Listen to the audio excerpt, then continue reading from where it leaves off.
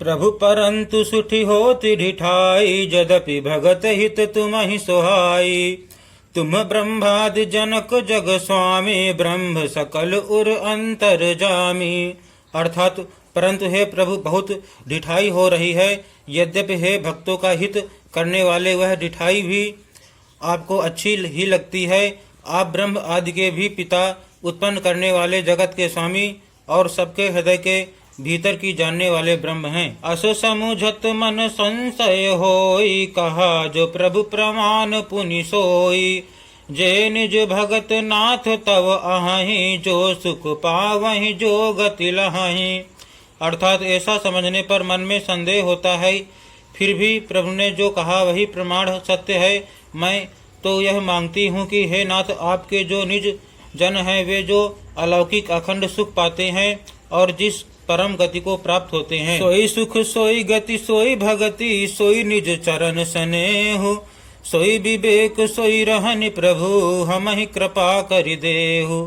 अर्थात हे प्रभु वही सुख, वही गति, वही भक्ति, वही अपने चरणों में प्रेम, वही ज्ञान और वही रहन सहन कृपा करके हमें दीजिए। सुने मृदु गूढ़ रुचिर बर चरना, कृपा सिंधु बोले मृदु बचना।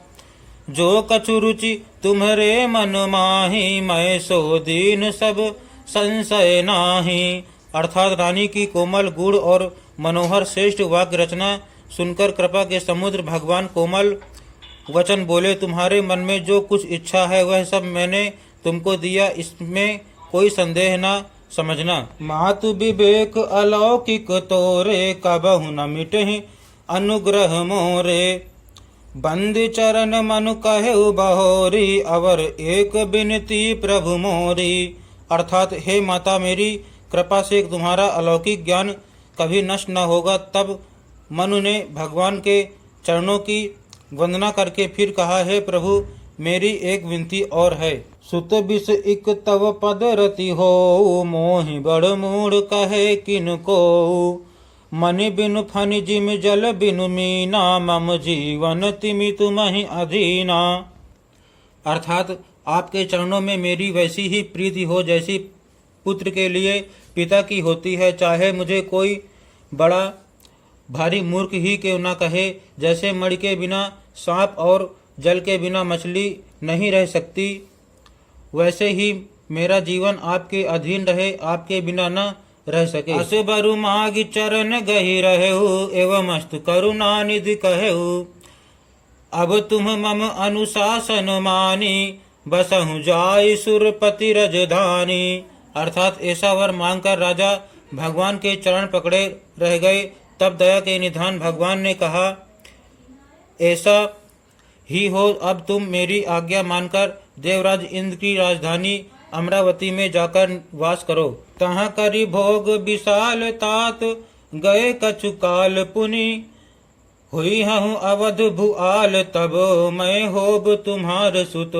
अर्थात हे तात, वहाँ स्वर्ग के बहुत से भोग भोग कर कुछ काल बीत जाने पर तुम अवध के राजा होगे, तब मैं तुम्हारा पुत्र होऊंगा। इच्छा मय नरवेश संवारे, हुई हूँ प्रगट निकेत तुम्हारे। अंसन सहित देह धरिताता, करी हूँ चरित भगत सुखदाता। अर्थात इच्छा निर्मित मनुष्य रूप सजकर मैं तुम्हारे घर प्रकट होऊंगा।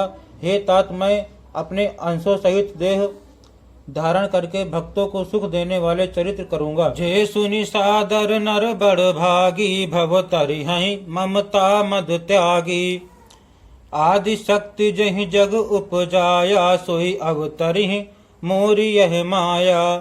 अर्थात जिन चरित्रों को बड़े भाग्यशाली मनुष्य आदर सहित सुनकर ममता और मद त्याग कर भव सागर से तर जाएंगे, आदि शक्ति यह मेरी स्वरूप भूता माया भी जिसने जगत को उत्पन्न किया है अवतार लेगी। पुर उबमय अभिलाष तुम्हारा, सत्य सत्यपन सत्य हमारा। पुनि पुनि अस कही कृपा निधाना, अंतर्धान भय भगवाना।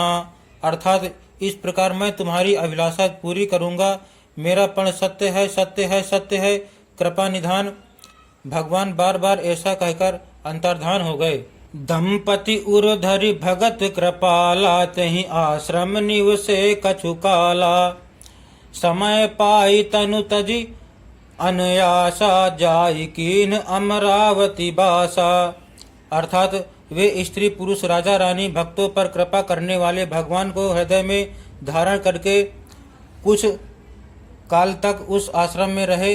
फिर उन्होंने समय पाकर सहज ही बिना किसी कष्ट के शरीर छोड़कर अमरावती इंद्र की पुरी में जाकर वास किया। यह इतिहास पुनीत अति उमहि कही वृष केतु। भरद्वाज सुन अपर पुनि राम जन्म कर हेतु। अर्थात याज्ञवल्क्य जी कहते हैं, हे भरद्वाज, इस अत्यंत पवित्र इतिहास को शिवजी ने पार्वती से कहा था। अब श्री राम के अवतार लेने का दूसरा कारण सुनो। सुनो मुनि कथा पुनीत पुरानी, जो गिरिजा प्रति शंभु बखानी। विश्व विदित एक कय कय देशु, सत्य केतु तहाँ बसई नरेशु। अर्थात हे मुनि, वह पवित्र और प्राचीन कथा सुनो जो शिवजी ने पार्वती से कही थी। संसार में प्रसिद्ध एक कैकय देश है, वहाँ सत्यकेतु नाम का राजा रहता राज्य करता था। धर्म धुरंधर नीति निधाना, तेज प्रतापशील बलवाना। तहि के भये जुगल सुत बीरा, सब गुण धाम महारन धीरा। अर्थात वह धर्म की धुरी को धारण करने वाला, नीति की खान, तेजस्वी, प्रतापी, सुशील और बलवान था। उसके 2 वीर पुत्र हुए जो सब गुणों के भंडार और बड़े ही रणधीर थे। राजधनी जो जेठ सुत आही, नाम प्रताप भानु असुताही। अपर सुतहि अरिमर्दन नामा, भुजबल अतुल अचल संग्रामा। अर्थात राज्य का उत्तराधिकारी जो बड़ा लड़का था, उसका नाम प्रताप भानु था। दूसरे पुत्र का नाम अरिमर्दन था, जिसकी भुजाओं में अपार बल था और जो युद्ध में पर्वत के समान अटल रहता था। भाई भाई परम समिति, सकल दोष छल बरजित प्रीति। जेठे सुतहि राज नृप दीन्हा, हरिहित आप गवन बन कीन्हा। अर्थात भाई भाई में बड़ा मेल और सब प्रकार के दोषों और छलों से रहित सच्ची प्रीति थी। राजा ने जेठे पुत्र को राज्य दे दिया और आप भगवान के भजन के लिए वन को चल दिया। जब प्रताप रवि भयउ नृप, फिरी दोहाई देश। प्रजापाल अति वेद विधि, कतहु नहीं अघलेश। अर्थात जब प्रताप भानु राजा हुआ, देश में उसकी दुहाई फिर गई। वह वेद में बताई हुई विधि के अनुसार उत्तम रीति से प्रजा का पालन करने लगा। उसके राज्य में पाप का कहीं लेश भी नहीं रह गया।